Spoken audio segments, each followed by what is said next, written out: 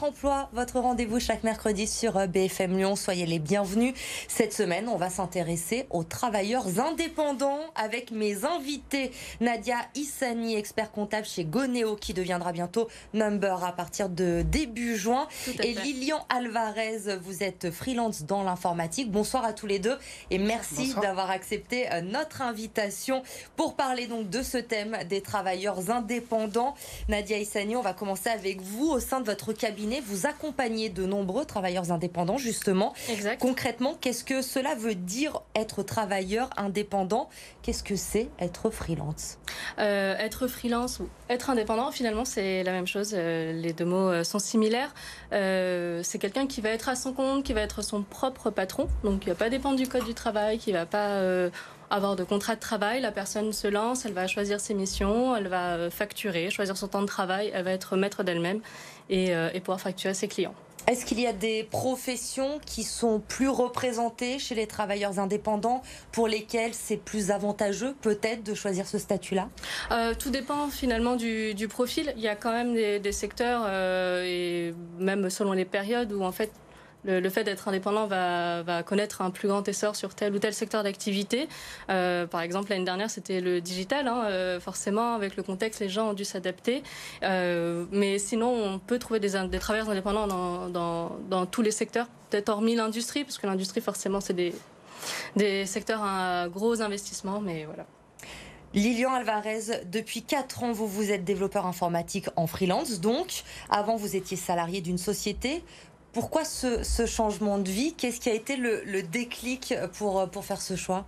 C'est une très bonne question, Elodie. Je pense que c'était avant tout un besoin de liberté. Quand on est salarié, on se sent un petit peu pas prisonnier, j'exagère un petit peu, mais on a envie de lancer d'autres projets parfois, et le fait d'être salarié ne nous permet pas forcément. Et donc moi, j'avais envie de lancer d'autres choses.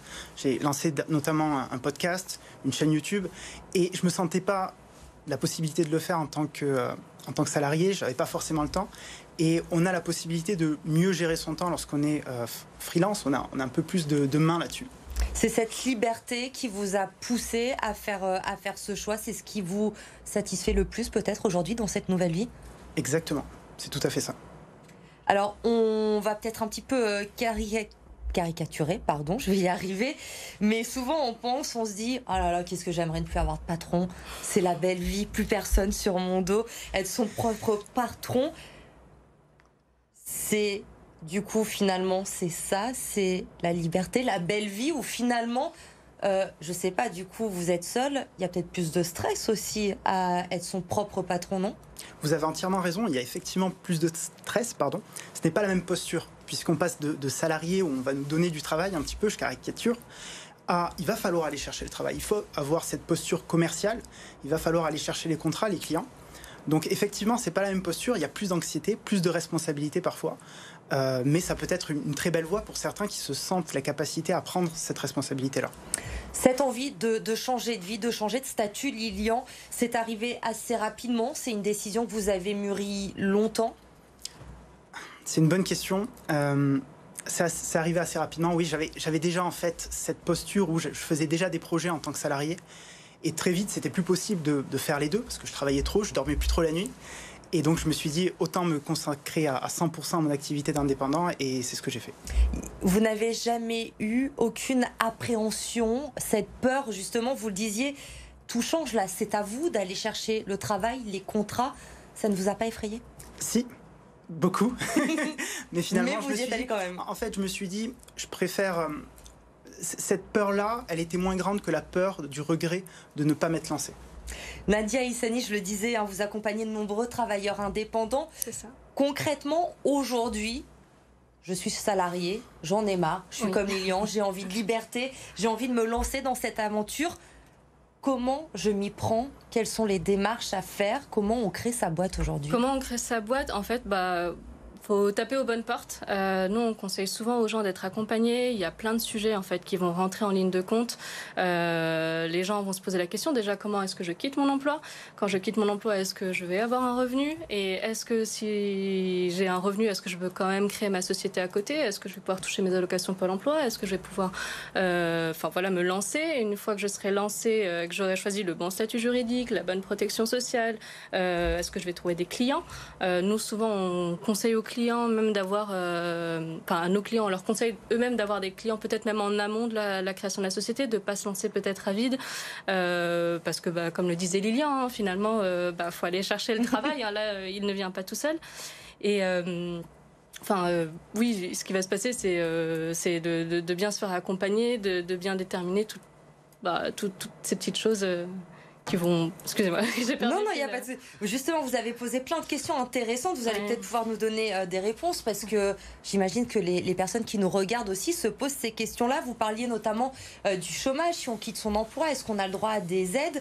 Quel statut juridique on doit choisir quand on crée son entreprise? Oui, justement, il y a beaucoup de personnes qui pourront aider sur ce choix-là. Donc ça peut être des legal tech, des avocats, mais aussi les cabinets d'expertise comptable qui vont avoir justement cette vue sur ça, et surtout les cabinets comptables en fonction de la rémunération, du chiffre d'affaires qui va être généré. Et excusez-moi, j'ai perdu le début de la question.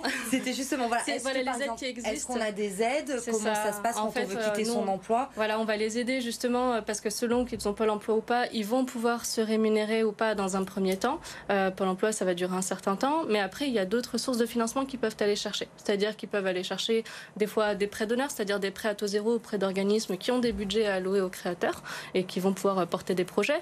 Certains projets vont nécessiter des investissements peut-être bancaires. Donc, est-ce que je vais taper à la porte des banques?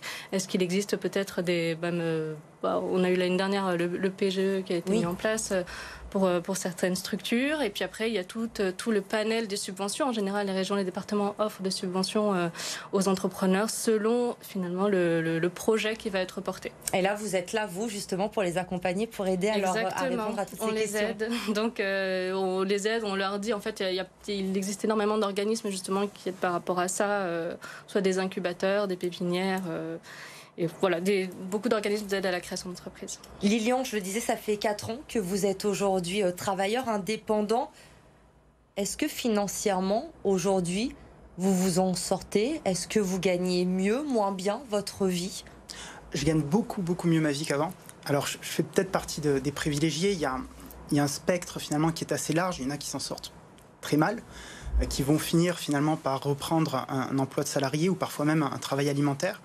Moi, je pense que je fais partie du spectre haut, où j'ai réussi à multiplier peut-être par 4, voire 5 mon salaire que j'avais avant en tant que développeur salarié dans une entreprise. Et vous y êtes arrivé très rapidement? Il n'y a pas eu de période de transition un peu galère? Vous avez entièrement raison, il y a eu beaucoup de difficultés. J'ai vraiment dû me former sur tout ce qui était la vente, la négociation, la prospection, tous ces aspects-là qu'on ne voit pas forcément au début, mais qui font partie de la vie d'indépendant et qui sont importants de maîtriser pour pouvoir bien s'en sortir. Vous nous disiez tout à l'heure que vous avez également créé votre chaîne. Vous êtes formateur aussi pour des personnes qui veulent se lancer justement en freelance. Quels sont les conseils que vous donnez le plus fréquemment, les questions qu'on vous pose généralement quand on vient vous voir? Alors, tout dépend de là où se trouve l'indépendant, s'il est déjà lancé ou s'il est salarié. Quand il est salarié, généralement, il y a cette appréhension dont vous parliez tout à l'heure. Et ce que je conseille généralement, c'est de prévoir 6 mois d'argent de côté pour parer à toutes les dépenses sans avoir de source de revenus. C'est un petit peu ce fonds d'assurance, ce fonds de sécurité qui est très important pour ne pas être dans l'anxiété permanente. Ensuite, c'est de tout de suite prendre cette posture commerciale et de commencer à chercher des clients avant même d'avoir quitté son emploi. C'est ce que vous nous disiez tout à l'heure, c'est important d'anticiper. Exactement, d'avoir un réseau très prometteur finalement pour être sûr de ne pas se retrouver en difficulté. C'est exactement ça. On veut éviter en fait de tomber dans un cercle de procrastination où on va commencer à se trouver des excuses, on va travailler sur sa carte de visite plutôt que d'aller chercher des clients.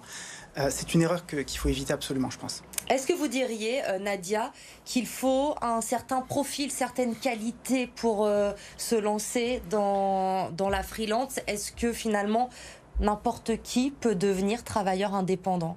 Il faut quand même un peu d'audace, je pense.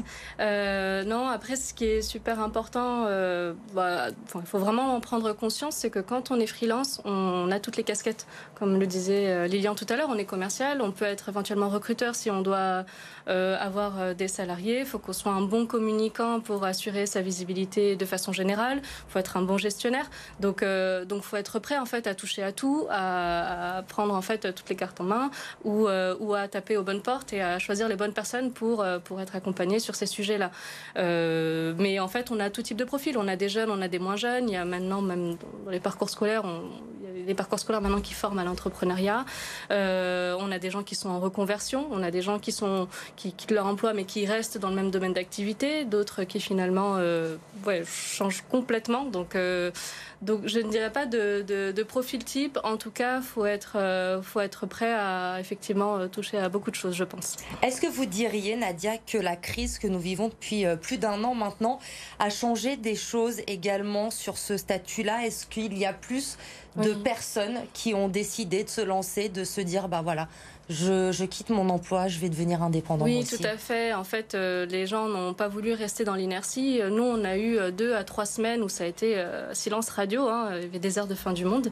Et puis, en fait, c'est très vite revenu. À notre grande surprise, et ça a été très bien, c'est très vite revenu parce que les gens ne veulent pas rester sans activité. Certains ont bien senti que finalement, ils allaient éventuellement perdre leur emploi. Ils ont voulu prendre le vent en poupe. C'est au moment des crises qu'on se rend compte que les gens créent le plus d'entreprises. En fait, soit il y a des secteurs d'activité qui sortent du lot, donc les gens vont dessus. Il y en a qui subissent des plans de licenciement, qui n'ont pas le choix. Et puis il y en a, c'est le moment de remise en question. Il y a un côté un peu philosophique, mais c'est vrai qu'on se pose, est-ce que je veux vraiment faire ça? Est-ce que je veux subir en fait ce que je vis, ou est-ce que je veux être acteur du coup de mon quotidien?